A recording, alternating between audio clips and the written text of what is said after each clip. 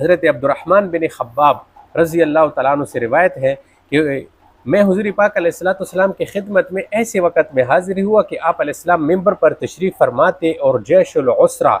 یعنی غزوہ تبوک کے لیے آپ علیہ الصلوۃ والسلام لوگوں کو چندے کی ترغیب دے رہے تھے کہ اپنا اپنا حصہ جو ہے پیش کیا جائے۔ تو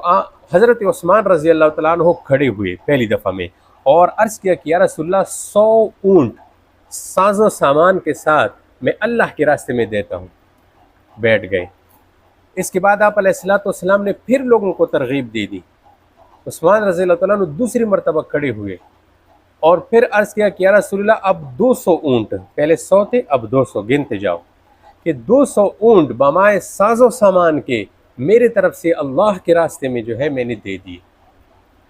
تیسری دفعہ جب آپ علیہ السلام نے پھر لوگوں کو ترغیب دے دی تو عثمان رضی اللہ تعالیٰ عنہ تیسری دفعہ بھی اٹھ گئے اور اٹھ کے کہا کہ یا رسول اللہ اب 300 اونٹ، تو 3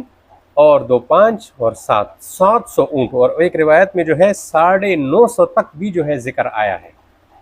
اچھا، اس کے علاوہ روایات میں یوں بھی آیا ہے کہ 50 گھوڑے یہ بھی عثمان رضی اللہ تعالیٰ عنہ نے غزوہ تبوک کے لیے پیش کیے، اور ایک روایت میں آتا ہے کہ 1000 اشرفیہ یہ لے آ کر نبی پاک علیہ السلام کے گود میں ڈال دیے اور آپ علیہ السلام سے عرض کیا کہ رسول اللہ یہ اللہ کے راستے میں ہے۔